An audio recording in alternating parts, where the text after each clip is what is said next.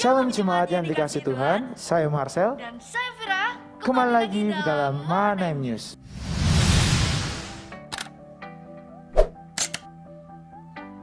Ibadah raya pada hari Minggu jam 8 pagi di gereja. Dan untuk doa lawatan setiap hari Kamis jam 7 malam di gereja.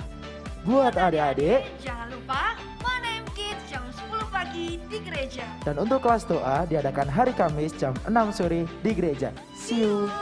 Buat kalian yang merasa anak muda seperti kita, ibadah Hour of God Manaim hari Sabtu jam 5 sore di gereja. Dan jangan lupa KPK Youth pada hari Jumat jam 7 malam. Terima kasih untuk Bapak Ibu yang telah memberikan persembahan di gereja. Dan untuk jemaat yang rindu menabur bisa transfer di rekening gereja. Bagi jemaat dapat menyaksikan semua ibadah Di channel YouTube GAB Manaim SDA. Tuhan Yesus memberkati.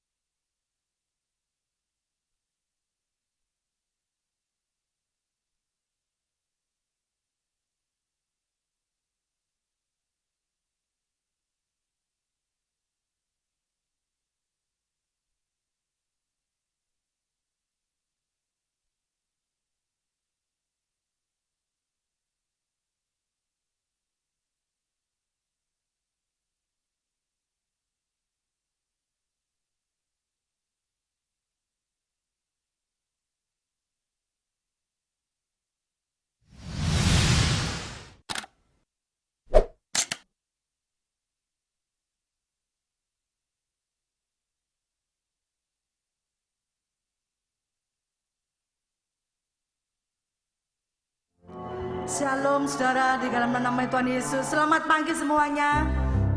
Haleluya. Saya percaya pagi hari ini saudara dan saya ada di tempat ini itu karena Tuhan yang memimpin. Amin. Amin. Pagi hari ini mari kita berikan hati kita kepada Tuhan. Mari kita doa di dalam nama Yesus. Haleluya. Kami bersyukur pagi hari ini Tuhan, sebab Engkau masih mengasihi kami Tuhan. Kami bersyukur buat kasih setiamu yang kami rasakan setiap hari. Tuhan yang memimpin kami. Dan pagi hari ini kami rindu memberi yang terbaik. Biarlah Tuhan kami berikan hati kami Tuhan kepadamu. Di dalam nama Tuhan Yesus, Engkau akan memberkati ibadah kami pagi hari ini. Haleluya. Amin.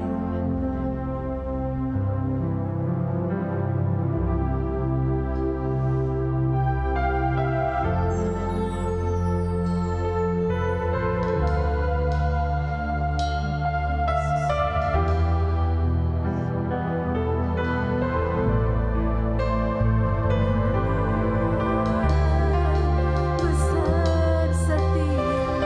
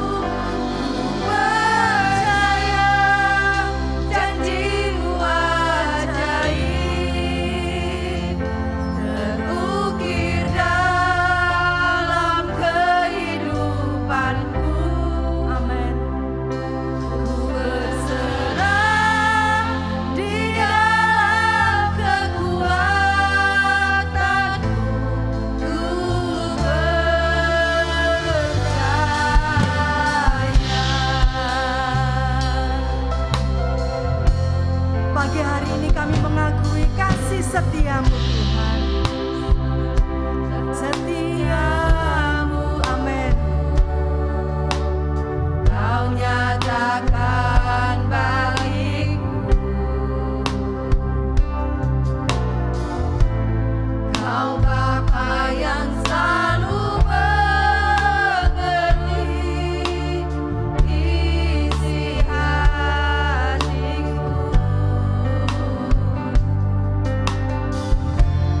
Kemuliaan-Mu Kau janjikan, aku tetap percaya janji-Mu ajaib. Pagi hari ini kami akan menerima janji Tuhan dalam hidup kami. Amin.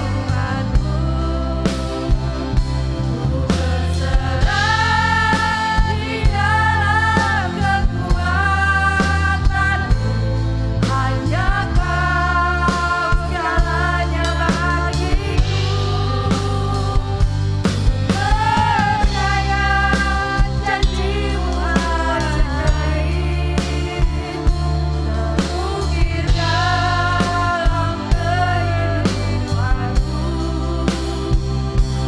Berserah di dalam kekuatan-Mu, ku percaya. Pagi hari ini katakan dengan iman percayamu bahwa sungguh besar kasih Tuhan dalam hidup kita. Amin. Ini pernyataan kami kepadamu Tuhan. Dari hati kami mengatakan besar setiamu. Amin. Kau Bapa yang selalu mengerti. Tak ada yang mengerti hati kami selain Engkau Bapa yang baik.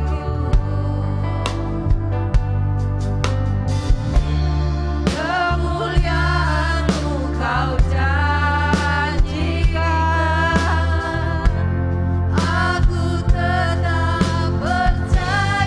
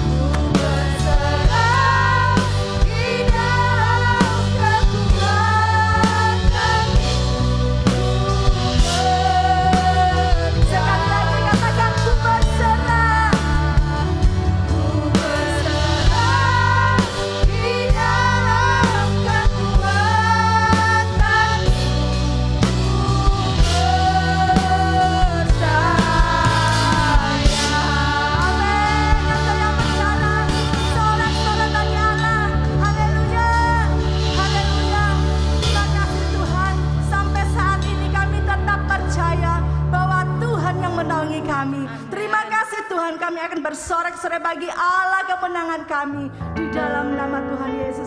Engkau yang siap bersorak-sorai, mari sama-sama katakan. Sekali lagi katakan, sorak-sorai bagi Allah kita, amin. Dia Allah yang sungguh besar, Dia Allah yang layak terima pujian.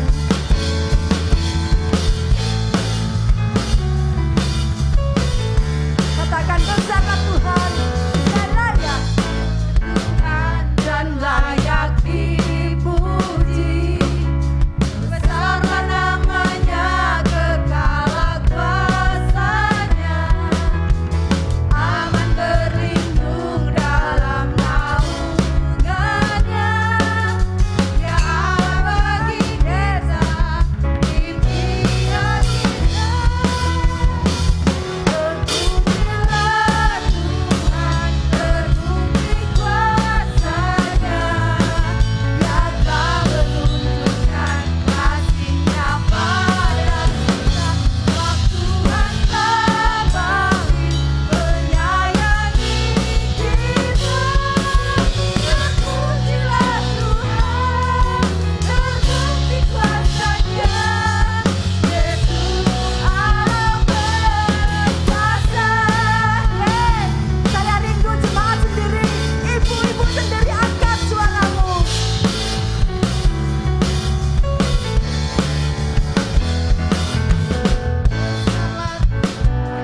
Amin. Engkau yang di rumah juga bisa memuji Tuhan.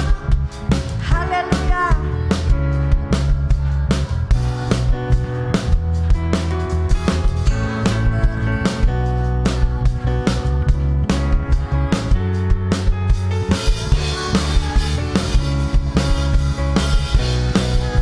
Mari sama-sama katakan.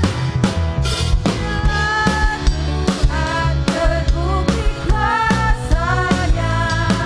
Dia telah menunjukkan kasih-Nya pada kita. Waktu Tuhan telah berakhir, menyayangi kita. Terpujilah Tuhan, terbukti kuasanya. Yesus Allah terpujilah. Terpujilah Tuhan, terbukti kuasanya. Dia telah menunjukkan kasih-Nya pada kita. Tuhan telah berakhir, menyayangi kita. Terpujilah Tuhan, terbukti kuasanya. Yesus Allah berkuasa. Yesus Allah berkuasa. Yesus Allah berkuasa. Haleluya. Haleluya. Amin. Sebelum saudara duduk, tengok kanan kirimu, katakan Yesus luar biasa. Sambil memberikan senyuman yang paling manis walaupun di balik masker. Puji Tuhan, silakan duduk saudara.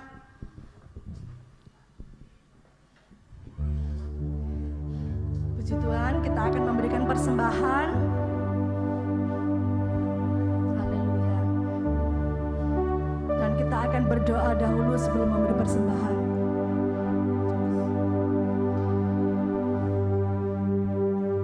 Haleluya. Bapak yang baik, terima kasih untuk kesempatan siang hari ini. Kami boleh memuji, menyembah Engkau, meninggikan Engkau. Saatnya Tuhan, kami akan memberikan persembahan. Engkau memberkati persembahan kami, biarlah setiap kami memberikan dengan sukacita. Terima kasih Tuhan, terpujilah nama-Mu. Dalam nama Yesus kami berdoa dan bersyukur. Haleluya. Amin.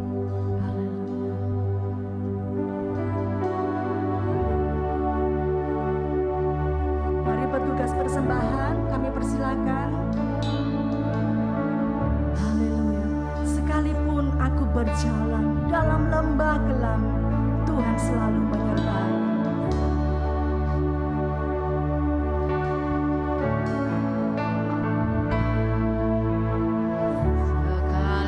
Sekalipun ku berjalan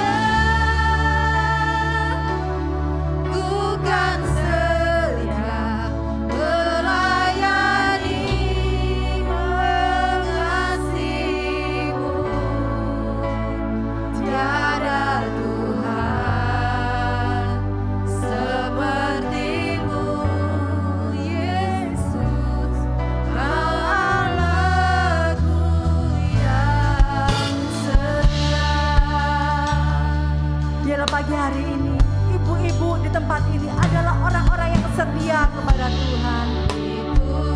Haleluya. Berjalan lewat lembah gelap, namun tanganmu selalu menopang hidupku. Aku dalam ketakutan, Kau hadir di sisiku. Kau berkata, jangan takut, Kau beriku kemenangan. Mari saya undang semuanya boleh bangkit berdiri bersama-sama. Yang berjanji tak sekalipun Kau ingkari kesetiaanmu, sungguh terbukti di sepanjang hidupku untuk selamanya.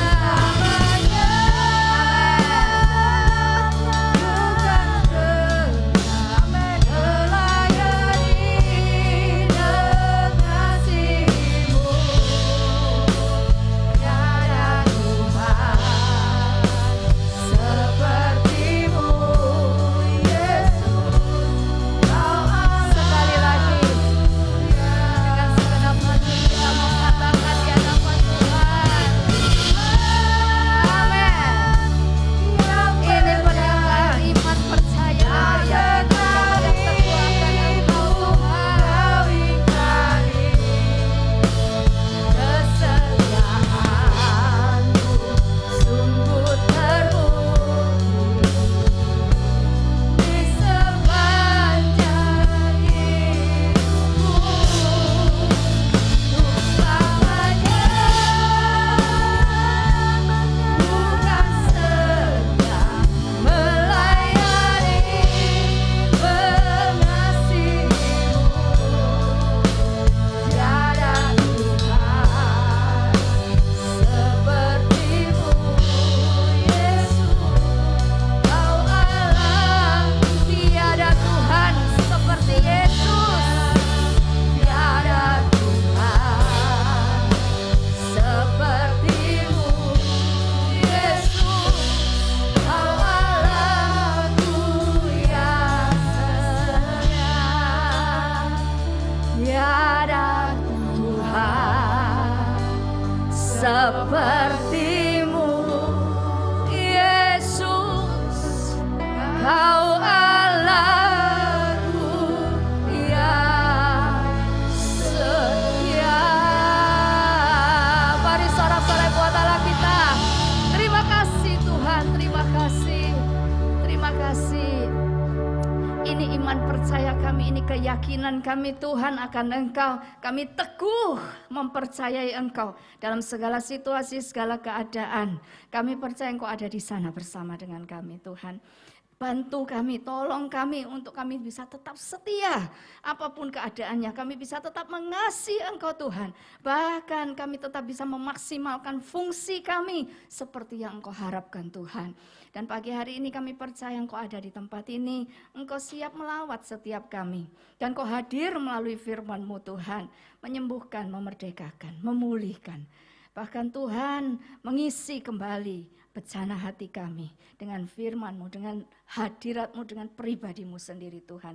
Dan kami percaya setiap perjumpaan dengan firman-Mu itu berarti kami berjumpa dengan Engkau. Dan kami menjadi satu pribadi yang berbeda karena kami sudah belajar daripada-Mu Tuhan. Terima kasih, kami mau fokuskan kepada apa yang Bapak mau omong dengan kami putri-putrimu yang dicintai Tuhan dan diperhatikan Tuhan. Bahkan diundang pagi hari ini untuk menerima yang terbaik dari Tuhan. Kami sambut pribadi-Mu dalam kebenaran firman-Mu di dalam nama Tuhan Yesus. Setiap kita putra-putri, putri-putri Tuhan yang dicintai Tuhan, katakan Amin. Puji nama Tuhan. Silakan duduk saudara. Betul ya, putra putri Tuhan di belakang saya ada putra ternyata. Ya, puji nama Tuhan. Haleluya. Senang ya, putri-putri Tuhan boleh kumpul belajar sama-sama. Amin. Ya, siapa masih tetap bersuka cita sekalipun pandemi mau 2 tahun? Boleh kasih jempolnya ya.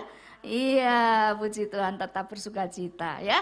Amin. Pagi hari ini biarlah kita boleh mendapat kekuatan yang baru, peneguhan, bahkan firman Tuhan itu terjadi dalam hidup kita yang mengatakan bahwa engkau akan mengetahui kebenaran dan kebenaran itu akan memerdekakan engkau. Amin. Ya. Fokuskan kepada apa yang Tuhan mau bicarakan buat kita pribadi ya, buat kita pribadi supaya setelah selesai ibadah kita pulang, kita nggak pulang dengan hati yang kosong ya, tetapi hati yang sudah terisi dengan maksud Tuhan ya, itu jadi kekuatan kita. Nah kalau suka judul khotbah, mungkin judul khotbahnya itu cuman singkat kok, wow, tahu wow, WOW, ya. Ada singkatannya itu WOW itu apa? Woman of Wonder. Keren ya? Bukan Wonder Woman, bukan. Woman of Wonders ya. Nah, sekarang kita mau buka dulu di dalam Mazmur pasal yang ke-71. Ya, ayat yang ke-7. Kita baca sama-sama ya. Mazmur 71 ayat yang ke-7. Demikian bunyi firman Tuhan. Bagi banyak orang, ayo sama-sama yuk. Ya. Bagi banyak orang, iya, lalu karena engkaulah tempat perlindunganku yang kuat. Di sini ada satu pernyataan yang luar biasa dan saya senang kalau saya kaitkan dengan perikopnya. Wah, jadi woman of wonders itu sampai masa tua gitu. Amin ya.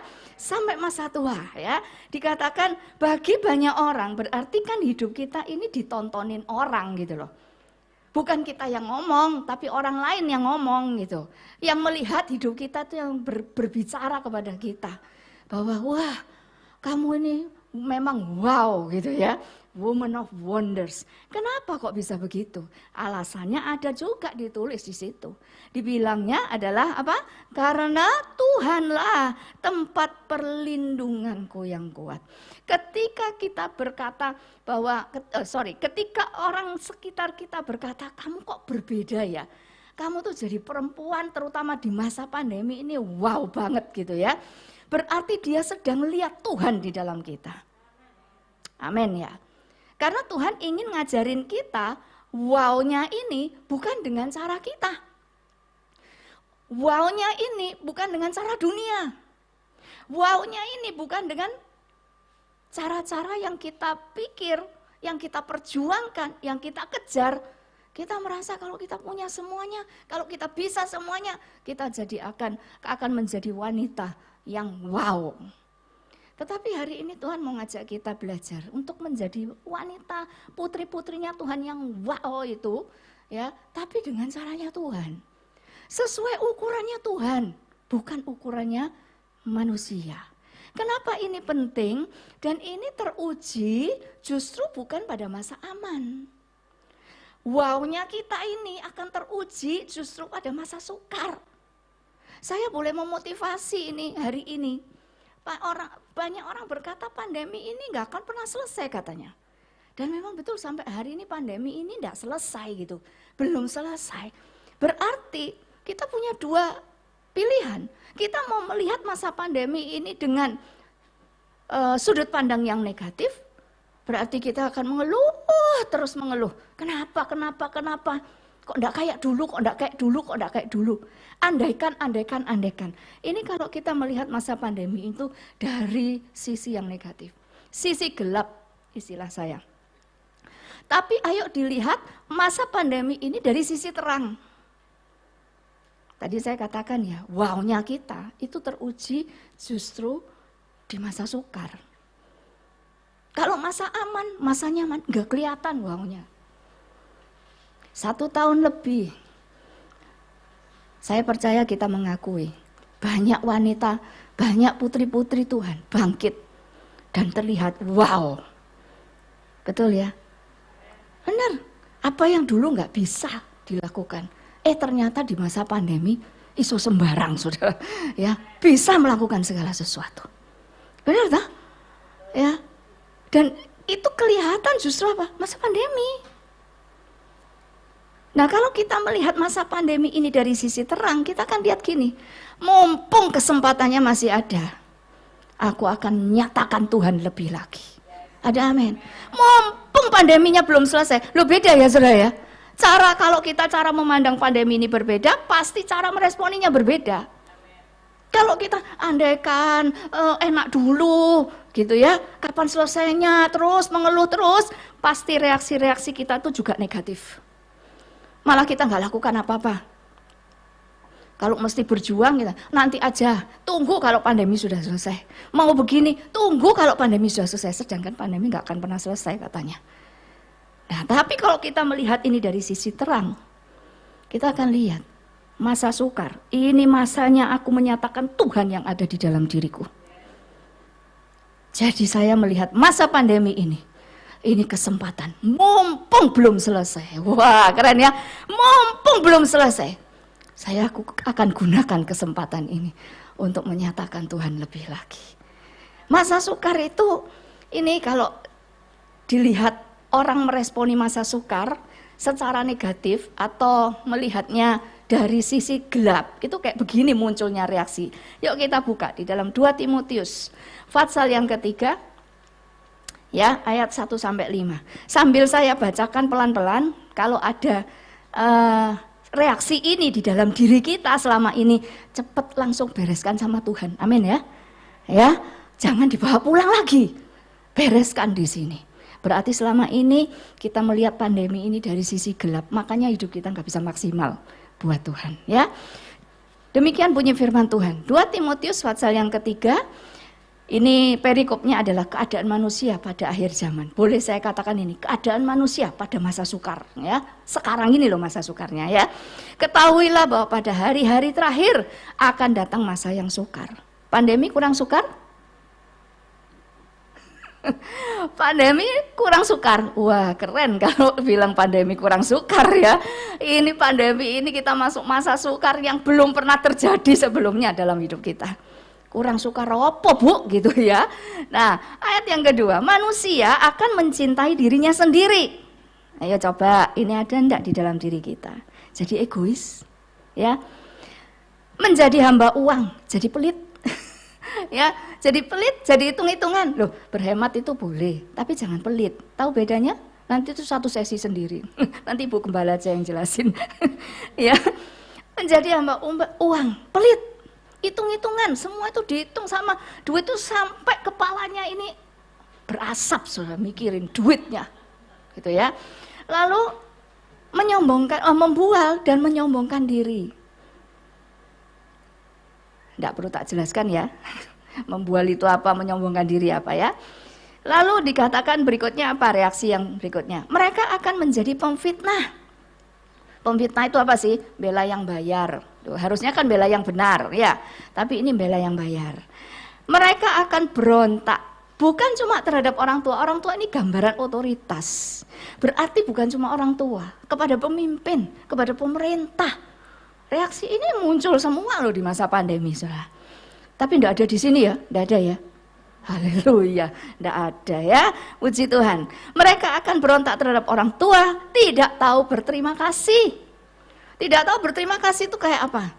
Kebaikan orang yang kita terima, itu kita nggak bisa dengan tulus ngomong terima kasih. Karena kita berpikir dalam, mungkin mulutnya ngomong terima kasih ya, tapi dalam hati, ya gitu pinter ya. Mestinya kamu lakukan itu buat saya. Ada yang begitu? Nggak ada di sini, nggak ada. Ya, di mulut sama di hatinya beda, di pikirannya beda. Atau kalau nggak tahu berterima kasih ini apa? Nuntut. Kurang kayak gitu loh. Nggak bisa bersyukur. Nggak ada juga di sini, di luar sana banyak. Terus apa? Tidak mempedulikan agama. Nggak peduli berkenan sama Tuhan apa enggak peduli. Nggak peduli firman ngomong apa, nggak peduli. Yang penting perut kenyang, makan enak. Artinya apa? Yang penting kepuasan diri ego ini terpenuhi. Nggak peduli, itu nggak berkenan loh sama Tuhan. Wes masa pandemi gini nih hidup susah kok. Wes gak firman-firmanan, nanti nek pandemi selesai aja baru praktek firman lagi gitu ya. Lalu berikutnya dikatakan tidak tahu mengasihi. Ya kalau egois gimana mau mengasihi ya? Yang dipedulikan cuma dirinya sendiri, yang dipedulikan cuma perasaannya sendiri. Tidak mau berdamai, oh sudah pasti. Karena memperjuangkan cinta dirinya itu, makanya dia ya akan berjuang biarpun banyak musuhnya, enggak peduli. Pokoknya yang penting aku nyaman, yang penting aku ini enak di perasaanku, ya. Tidak mau berdamai itu termasuk juga enggak mau mengampuni. Terlalu sakit Bu, sakit gitu ya. Enggak mau mengampuni. Suka menjelekkan orang. Ya pokoknya untuk supaya dirinya terlihat baik, bagus, ya kalau perlu menjelekkan orang, supaya merendahkan orang supaya kita terangkat. Ini reaksi-reaksi yang muncul. Lalu tidak dapat mengekang diri, nggak bisa mengendalikan diri. Salah satunya yang saya lihat tidak bisa mengendalikan diri itu, siapa yang sekarang ini work from home, ya, terus ngajarin anaknya di rumah, itu senewenan. Betul ya? Ya, coba dipikirkan kembali, kadang-kadang itu ya, kita tuh ngamuk-ngamuk, ngomel-ngomel itu karena standar kita yang enggak terpenuhi. Kenapa? Anak diajari gak iso-iso, kita mikirin kerjaan mesti bersihin ini, bersihin itu ya. Dengan standar kita mesti bersih, mesti rapi, mesti apa. Sehingga yang ditekan siapa? Halo? Yang ditekan itu anak kita. Perempuan kalau sudah merasa tidak nyaman, keluarnya, ekspresinya itu lewat emosi. Nah kalau kita nggak bisa jaga ini, itu tidak ada pengendalian diri, maka rumah ini suasananya agak kayak surga. Kayak apa? Kayak neraka. Belajarlah mengendalikan diri. Nah saya belajar ini juga ketika masa pandemi, lebih memahami gitu loh. Loh saya ini dulu latar belakangnya gitu ya, saya ini perfeksionis. Jadi kalau misalkan apa miring sedikit tak benakno sudah. Nangkep ya maksudnya ya.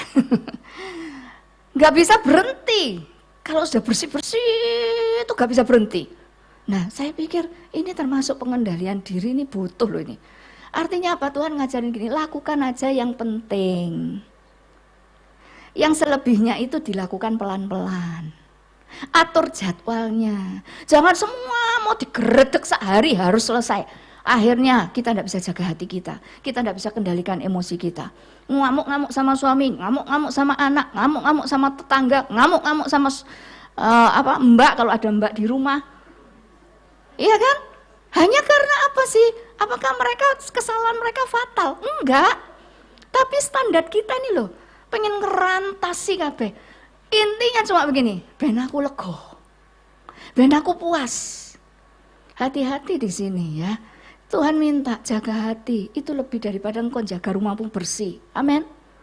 Jaga hati lebih daripada engkau menjaga ini cucian segala macam ini loh. Hal yang penting-penting dilakukan. Misalkan masak, ya wis masak dilakukan. Di rumah harus ada makanan, dilakukan. Sehingga waktu kita ngajarin anak, itu juga kita bisa ngajarin pakai hati, nggak pakai emosi. Amin, saudara ya. Ini tidak bisa mengekang diri dalam hal-hal yang seperti itu. Terus garang itu paketan ini ya. Kalau tidak bisa mengekang diri biasanya ya garang itu satu paket. Tidak suka yang baik. Buktinya apa? Kalau misalnya dinasehati sama firman Tuhan gini, oh iya enak yang ngomong. Yang jalani ini loh, yang jalani loh. Diajak untuk lebih baik kok malah nggak mau. Ya betul enggak ya? Emosi lagi, ya kan? Nanti pulang sambil wah alisnya gatuk gini, gak terima sama firman Tuhan, ya. Nah, karena nggak suka yang baik, nggak suka untuk diajak menjadi lebih baik, suka mengkhianat, tidak berpikir panjang, pikirnya pendek-pendek, cekak-cekak. Akhirnya apa? Wah, tagihan apa itu? Hutang online, ya. Semasa pandemi ini saya melayani yang punya tanggungan hutang online itu. Pertamanya ada yang cuma 4 itu saya melayani sambil sesak napas sudah. Ya, ada ternyata setelah itu ada yang 12.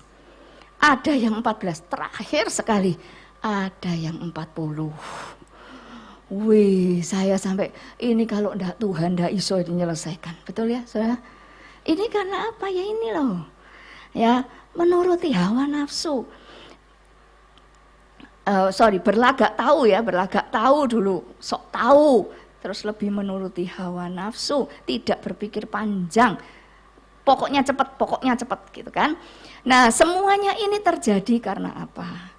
Karena kita tadi di awal mencintai diri sendiri, sehingga kita lebih menuruti hawa nafsu kita daripada menuruti firman Tuhan. Ini reaksi yang bermunculan kalau kita melihat situasi atau masa sukar ini dari sisi gelap. Ya, dari sisi gelap. Tragisnya adalah ayat yang kelima. Secara lahiriah mereka menjalankan ibadah mereka. Ini bukan orang yang gak kenal Tuhan loh ternyata. Ya, tetapi pada hakikatnya mereka memungkiri kekuatannya. Jangan punya sifat, karakter, kebiasaan, cara hidup yang kayak begini kata Tuhan. Amin. Ya, jauhilah mereka, itu artinya bukan jauhin orangnya, tapi jangan punya sifat kayak begini, jangan punya cara hidup yang kayak begini. Karena kita sudah berbeda. Kita punya firman Tuhan yang harus kita hidupi. Firman ini untuk dikerjakan, bukan untuk diperdebatkan. Ada amin sana? Ya, nah di masa sukar seperti ini, kita ini sudah jadi wow apa belum? Woman of wonders apa belum? Jangan sampai tanda ajaib itu, keajaibannya itu, yang negatif semua gitu ya. Ya toh, bisa toh gitu ya. Ajaib kamu nih ya, dulu kok itu rohani, sekarang ya ampun. Ya, dulu loh kelihatannya manis-manis, baik-baik, rohani. Hari ini begitu kegencet masa sukar, katanya setannya keluar kabeh bu, katanya gitu. Ya, yang tersembunyi keluar semua. Nah, saya ingin kita sama-sama sambil mendengar firman Tuhan gini, sambil ngecek diri sendirilah, ya. Kalau semua reaksi ini keluar dari hidup kita selama ini, berarti kita selalu melihat pandemi atau masa sukar dari sisi gelap. Wow-nya belum kelihatan, Tuhannya belum kelihatan. Nah, saya ingin kita sama-sama belajar dari satu tokoh di dalam 2 Raja-Raja. Yuk kita buka sama-sama. Satu tokoh ini tidak terkenal saudara sebetulnya, karena namanya aja nggak ditulis gitu ya. Tetapi saya terkesan banget untuk menjadi satu contoh buat kita semua ya. 2 Raja-Raja pasal yang kelima ayat 1-5. Demikian bunyi firman Tuhan. Naaman panglima Raja Aram adalah seorang terpandang di hadapan tuannya dan sangat disayangi. Ini panglima anak mas raja ya.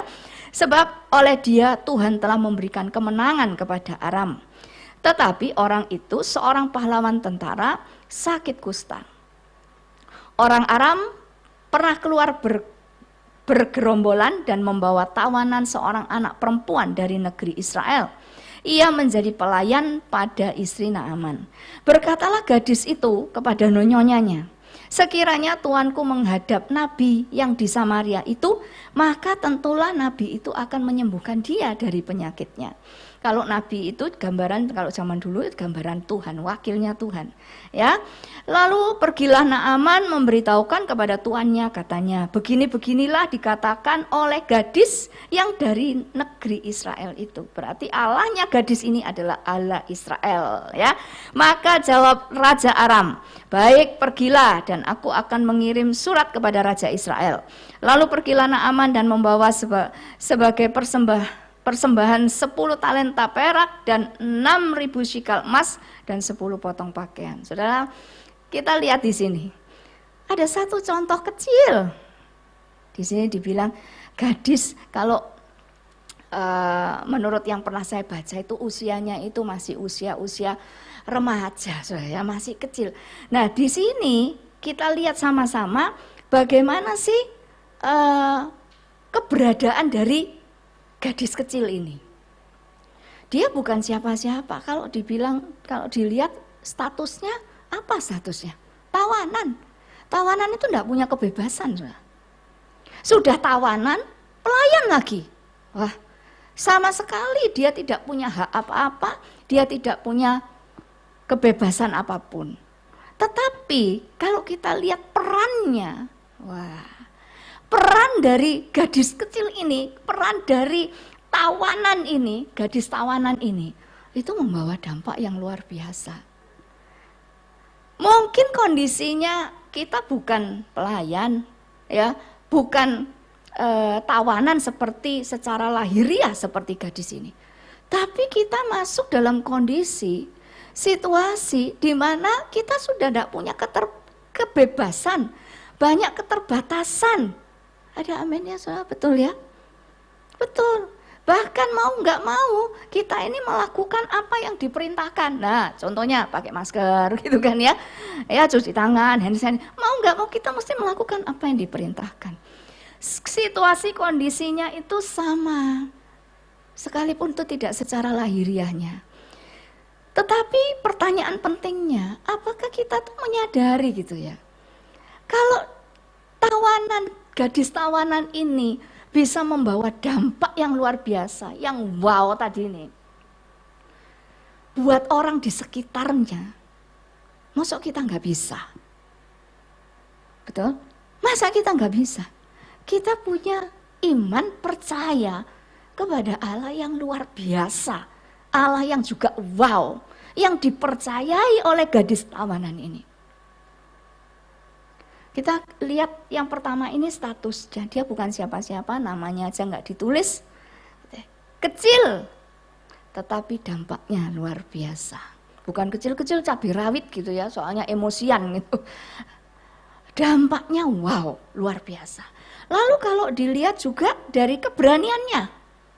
Wah, saya kalau bilang ini orang berani loh, bener, tatak. Apa yang membuat dia berani menyampaikan? Apa yang dia sampaikan sih sebetulnya? Dia sampaikan kebenaran. Dia menyampaikan jalan keluar yang berdasarkan iman percayanya kepada Tuhannya. Kepada siapa dia menyampaikan itu? Enggak main-main loh. Bukan kepada sesama tawanan, enggak loh. Kepada tuannya. Yang artinya kalau dia salah, resikonya besar banget. Resikonya nyawa. Seorang tawanan bikin salah, gimana? Seorang pelayan bikin salah. Resikonya tidak main-main. Dia punya keberanian yang luar biasa ini karena apa? Coba renungkan. Dia begitu yakin gitu terhadap Allahnya. Dia begitu teguh mempercayai bahwa Allahnya sanggup melakukan segala perkara. Dan saya kalau membaca ini, saya bisa melihat tuh begini. Kalau sebagai tawanan, gadis tawanan ini, saya melihat Naaman tuh begini. Ini saatnya kamu ini butuh Tuhan. Ada amin saudara ya. Saatnya ini kamu perlu Tuhan. Dalam kondisi kayak begini nih. Jadi luar biasa. Yang dipikirin itu sebetulnya bagaimana dia membawa Naaman, tuannya ini, bertemu dengan Allah yang dia percayai. Itu intinya. Makanya itu yang membuat dia berani. Sembuh nggak sembuh urusan nanti wes. Yang penting kamu mesti ketemu dulu sama Tuhan. Ini yang saya seringkali kalau melayani orang sakit, fokusnya tidak pada kesembuhannya, tetapi rohaninya dulu. Kondisi rohaninya dulu seperti apa. Dia harus ketemu Tuhan lebih dulu. Sebab kenyataannya, kalau seseorang sudah ketemu Tuhan secara pribadi, dia dimerdekakan. Dia sudah tidak pusing lagi mau sembuh, mau mati, tidak pusing lagi. Ada amin ya saudara? Karena sesuatu yang esensi sudah dia dapatkan, yaitu kemerdekaan karena dia mengenal Tuhan. Nah ini yang dipikirkan oleh gadis tawanan ini. Melihat situasi ini, berarti apa? Peka dia ini, peka akan kebutuhan orang lain. Loh heran loh saudara, saya benar-benar wow. Kenapa? Loh sebagai tawanan, sebagai pelayan, dia punya pilihan. Pilihan untuk apa? Lihat situasinya ini dari sisi gelap kayak kita gitu ya. Aku kok begini sih, aku kok begitu. Andaikan aku enggak jadi tawanan, hidupku enggak kayak begini. Andaikan aku enggak jadi pelayan, aku bisa seperti gadis-gadis lain yang begini begitu, bebas. Dia punya pilihan untuk berpikir seperti itu. Kalau dia cuma berpikir seperti itu, keluarnya itu loh pasti seperti 2 Timotius tadi. Reaksi yang keluar, kemarahan, pemberontakan, mencintai diri sendiri, ya, sibuk dengan perasaannya sendiri yang gak terima itu karena jadi tawanan dan jadi pelayan. Tapi tidak dengan gadis ini.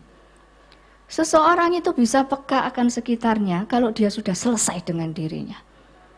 Benar saudara? Orang yang belum selesai dengan dirinya, gak mungkin dia bisa peka akan kebutuhan orang lain.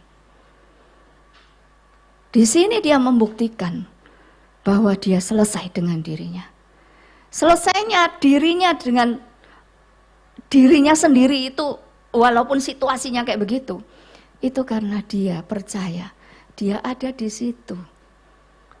Karena kehendak dan rencana Tuhan, itu yang membuat dia merdeka, apapun situasinya. Sama dengan kita bisa terapkan yang sama. Kita berada dalam masa pandemi, kita punya pilihan. Mau meresponi kayak apa, saudara? Tapi kalau kita bisa melihat kita berada di masa pandemi, periode ya kehidupan masa pandemi ini, generasi pandemi ini bukan suatu kebetulan. Ini ada di dalam rencana Tuhan. Amin, ini saya ada di sini, di situasi ini, itu karena kehendak Tuhan. Jadi saya mesti sibuk nanya sama Tuhan, saya mesti ngerjakan apa Tuhan yang Engkau mau, karena Engkau mengizinkan aku hidup di masa pandemi ini. Nah, itu yang dilakukan oleh tawanan gadis tawanan ini. Sehingga dia peka, dia tahu, dia memperhatikan apa yang menjadi kebutuhan Tuhannya. Bukan sembuhnya, tapi ketemu abdi Allah itu yang nomor satu. Ketemu dengan Tuhan secara pribadi, itu yang nomor satu. Dia peka. Karena apa tadi? Selesai dengan dirinya. Lalu, apalagi yang bisa dilihat di situ? Ya, selain dia peka, dia itu tahu etika. Ya, benar ya? Yang bermasalah itu kan Naaman. Betul? Ya, bukan nyonyanya, tetapi dia ngerti etika. Wih, manis banget loh. Ini tawanan loh, modelnya kayak begini. Ini pelayan loh gini. Attitude-nya luar biasa, saudara. Luar biasa. Dia tahu siapa dirinya, tapi dia punya iman yang besar dalam dirinya. Dia punya kepedulian yang besar. Dia punya hatinya Tuhan. Itu yang membuat dia untuk menyampaikan sesuatu ini yang penting ini. Dia tidak langsung potong kompas. Tapi dia tahu etikanya. Dia harus sampaikan dulu kepada istri Naaman. Baru istri Naaman menyampaikan. Ada enggak kemungkinan istrinya enggak menyampaikan? Ada. Kalau si istri ini enggak yakin sama gadis tawanan ini, pelayannya ini, enggak mungkin apa yang menjadi pesan dari pelayannya tersampaikan kepada suaminya. Enggak mungkin. Berarti apa ini kita bisa lihat? Berarti ini nyonyanya bisa melihat integritas dalam diri gadis ini. Nyonyanya ini bisa melihat kualitas yang excellent dari gadis ini. Bisa melihat bahwa ini bisa dipercaya gitu loh. Makanya usulan ini bisa sampai kepada suaminya. Jadi itu tidak seketika. Satu hari terus tiba-tiba begitu semuanya menjadi lancar. Enggak. Saya percaya gadis tawanan ini sudah menunjukkan kualitas yang menyatakan bahwa Tuhan ada di dalam hidupnya. Makanya nyonyanya itu percaya kepada dia dan jalan keluar itu, solusi usulan itu sampai kepada Naaman. Sekali lagi kita melihat, situasinya loh sama, penuh keterbatasan. Ya, tapi kita bisa menjadi wow, woman of wonders. Amin. Kalau apa? Yang pertama, kita melihat situasi kita bukan dari sisi gelap, tapi sisi terang firman Tuhan. Tuhan sedang merencanakan apa ini? Tuhan minta saya lakukan apa ini di dalam situasi kayak begini? Kenapa kita mesti nanya begitu? Karena yang kedua, kalau kita simpulkan dari apa yang kita pelajari pagi hari ini, wow-nya putri-putri Tuhan itu bermula dari dia memahami siapa dirinya di hadapan Tuhan. Artinya apa? Siapa diri kita? Coba kita ingat kembali. Tuhan menanam peran apa dalam diri kita? Ketika Tuhan menciptakan wanita, apa sih harapannya Tuhan? Kita bisa lihat harapan Tuhan itu dari peran yang Tuhan tanam loh di dalam kita. Perannya apa? Kejadian 2 ayat 18. Aku akan menjadikan seorang penolong. Bukan pelolong, perongrong, penodong. Penolong. Kalau kita nyadarin saya ini penolong, gadis kecil ini mungkin tidak ditulis lengkap, tapi dari semua yang dia lakukan ini, cuman cerita kecil, singkat. Tapi dari situ kalau kita gali, kita bisa paham betul siapa dia, dan dia tahu persis siapa dirinya di hadapan Tuhannya. Keterbatasan, mau tawanan kek, mau jadi pelayan kek, mau jadi budak kek, dia ngerti dia penolong gitu loh saudara. Dia paham dia penolong. Itu yang membuat dia nggak masa bodoh terhadap sekitarnya. Dia tahu saya ini penolong, dimanapun saya ditempatkan Tuhan, saya ini peran saya nggak berubah. Saya adalah penolong. Dan Tuhan berharap banyak kepada saya. Saudara tempatkan dalam keluarga yang seperti apa? Di samping suami yang seperti apa? Menjadi mama dari anak-anak yang kayak apa? Punya komunitas seperti apa? Pekerjaan, mungkin saudara dianugerahkan ke pekerjaan. Di mana engkau ditempatkan? Sadari, di situ engkau adalah penolong. Jangan sibuk sama perasaannya sendiri, jangan sibuk dengan kesenangannya sendiri, tapi langsung nanya sama Tuhan. Tuhan, bukan kebetulan engkau tempatkan aku di zona yang sulit seperti ini. Tuhan berharap banyak dari saya untuk Tuhan bisa mengerjakan sesuatu yang wow melalui kehidupan saya. Amin, saudara. Amin ya. Sudah berhenti mengeluh ya. Amin ya. Berhenti ngomel ya. Selesaikan rasa tidak puasmu dengan Tuhan hari ini di tempat ini. Selesaikan kecewamu hari ini sebelum kau meninggalkan ruangan ini. Dan mulai bertanya sama Tuhan. Tuhan mau apa dari saya? Saya akan kerjakan Tuhan. Saya mau jadi wow untuk menyatakan Engkau melalui hidup saya Tuhan. Dan ini yang menjadi harapan Tuhan saudara buat kita semua. Ayo sama-sama kita ngomong, mumpung pandemi belum selesai. Amin. Mumpung pandemi belum selesai ya, kita kerja, kita lakukan peran kita, kita maksimalkan fungsi kita sebagai penolong. Saudara tahu terakhir ya, penolong itu bicara tentang apa? Penolong itu bicara tentang kekuatan loh saudara sebetulnya. Kekuatan di dunia ini ada dua, kekuatan posisi, itu enggak semua wanita punya, ya kan? Kekuatan posisi kayak menjadi raja, ratu, ya, mungkin memerintah, punya kekuasaan, enggak semua punya. Jabatan, enggak semua punya. Tapi ada kekuatan yang kedua yang Tuhan tanam melalui peran penolong dalam diri kita, kekuatan pengaruh. Amin. Itu semua wanita punya. Nah sekarang dengan adanya kita di dalam situasi lingkungan kita, apa pengaruh kita? Nah ya, apa pengaruh kita di sekitar kita ini? Pastikan kita punya pengaruh seperti gadis kecil ini. Amin. Yang kedua, penolong berbicara juga tentang potensi. Namanya penolong itu pasti sudah dilengkapi lebih dulu oleh Tuhan. Enggak mungkin enggak. Jadi yang kedua, penolong adalah potensi. Maksimalkan potensimu. Kalau hari ini kita yang mesti kerja, suami mungkin diberhentikan. Kerjakan itu dengan rela hati, dengan ketulusan. Lihat ini keadaan bahwa Tuhan terima kasih. Ini saatnya engkau bekerja, engkau bergerak melalui saya. Amin ya. Tidak dengan sungut-sungut, tidak dengan keluhan, tetapi dengan sukacita. Inilah peran penolong yang nyata. Mari kita pejamkan mata sama-sama.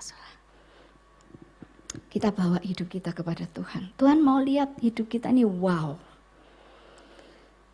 Wow dengan cara Tuhan, bukan dengan cara kita. Mungkin ukuran kita untuk menjadi wow itu kalau kita bisa segala sesuatu. Kalau kita bisa mengendalikan banyak hal. Mungkin itu ukuran wow-nya kita. Atau kalau kita punya segalanya, sampai orang lain iri dengan hidup kita. Karena apa yang kita punya dan kita bisa. Mungkin itu ukuran wow-nya kita. Tapi hari ini ayo diletakkan itu semua. Kita mau menghidupi menjadi putri Tuhan yang wow. Itu dengan standarnya Tuhan. di masa sulit, di tengah tekanan, makin Tuhan itu terlihat melalui kehidupan kita. Makin fungsi kita itu maksimal. Dan potensi itu kita, potensi yang tersembunyi, terlihat semuanya. Dan yang terpenting adalah membuat orang sekitar kita bisa mengenal Tuhan melalui apa yang kita lakukan. Membuat orang sekitar bisa bertemu dengan Tuhan secara pribadi. Bisa menemukan Tuhan melalui fungsi penolong yang kita kerjakan dengan kerelaan dan ketulusan. Ada beberapa penyebab kenapa kita ini tidak bisa peka akan kebutuhan, akan peran kita sebagai penolong. Fungsi kita nggak jalan. Dan kalau itu ada dalam kita, ngomong secara jujur kepada Tuhan, yaitu aku Tuhan, sembuhkan aku Tuhan, pulihkan aku. Kita nggak bisa bertumbuh dalam kepekaan, penolong kita nggak jalan, karena yang pertama kita belum pulih dari pola asuh yang salah, atau mungkin karena kita punya trauma, kita punya ketakutan, sehingga membuat kita simpan sakit hati kita jadi pahit, mungkin juga membuat kita sombong, ingin unjuk gigi, ingin dihargai, ingin diperhitungkan, dan itu membuat kita egosentris, itu membuat kita selfish, itu membuat kita cuma memikirkan diri kita sendiri. Dan yang kedua, kenapa kita nggak bisa bertumbuh dalam kepekaan, fungsi penolong mandek? Karena kita terlalu sibuk dengan perasaan kita. Kita terlalu sibuk melindungi perasaan kita untuk kita bisa nyaman.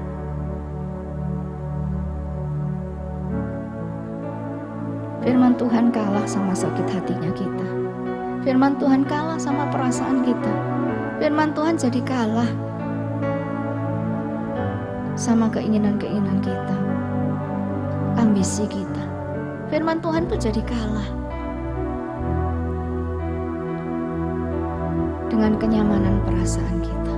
Kalau itu engkau, sehingga engkau tidak bisa hidup dalam ketentraman, tidak ada damai. Hati dikuasai kegeraman, gak puas, gak rela. Mari bawa semuanya kepada Tuhan. Ngomong sama Tuhan, aku perlu kasih-Mu Tuhan. Kasih yang tanpa syarat itu menyembuhkan aku, mengisi kembali hatiku Tuhan, supaya aku sembuh. Atau mungkin kita gak bisa bertumbuh dalam kepekaan karena kita gak mau repot, karena kita takut kenyamanan kita terganggu. Biarlah hari ini kita ingat, kita ini hidup diciptakan untuk kita hidup bagi Tuhan, bukan bagi diri sendiri. Seorang umat tebusan Kristus harus siap berada dalam kondisi apapun, karena kekuatanmu justru ada di dalam Tuhan. Kalau ada yang gak mau repot sehingga engkau gak peka, ngomong sama Tuhan, ampuni aku Tuhan. Aku lupa siapa diriku di hadapan Engkau. Aku lupa akan harapan-harapan-Mu atas hidupku. Ampuni Tuhan, ampuni. Aku cuma memperjuangkan kenyamananku sendiri. Dan yang keempat, mungkin kau takut resiko. Resikonya terlalu besar. Engkau lupa, apapun resikonya, Tuhan ada di sana bersamamu. Bahkan fungsi penolong itu, peran penolong itu diberikan bersama-sama dengan potensi untuk menanggung resiko apapun itu. Segala perkara dapat kutanggung di dalam Kristus yang memberikan kekuatan kepadaku. Mari selesaikan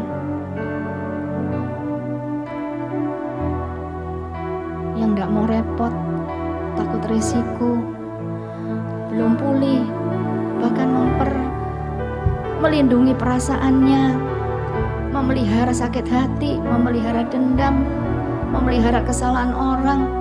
Ayo selesaikan pagi hari ini. Ngomong sama Tuhan, aku mau sembuh Tuhan, aku mau sembuh.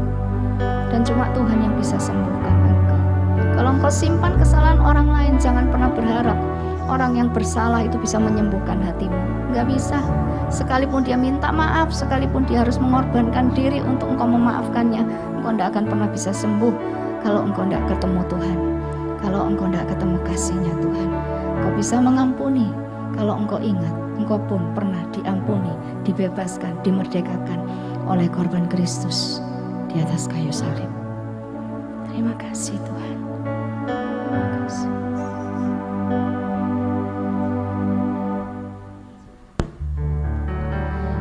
Ku tak akan menyerah pada apapun juga, sebelum ku coba semua yang ku bisa, tetapi ku berserah. Mari putri-putri Tuhan bangkit berdiri, menjadi putri-putri yang wow, woman of wonders. Amin. Ku tak akan menyerah, ku tak akan menyerah pada apapun juga, sebelum ku coba semua yang ku bisa, tetapi ku berserah kepada kehendakmu. Hatiku percaya punya rencana,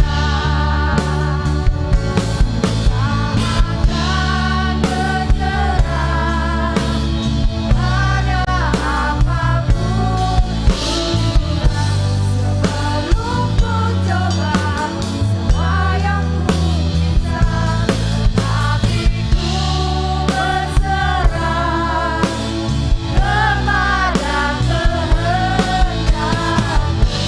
Hatiku percaya Tuhan punya rencana. Hatiku percaya Tuhan punya rencana.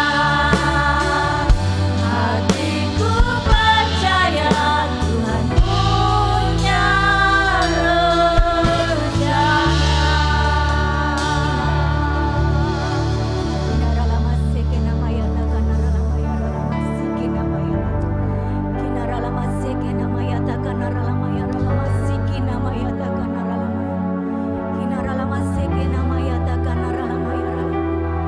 Kami bersyukur Tuhan untuk kebenaran firman-Mu siang hari ini.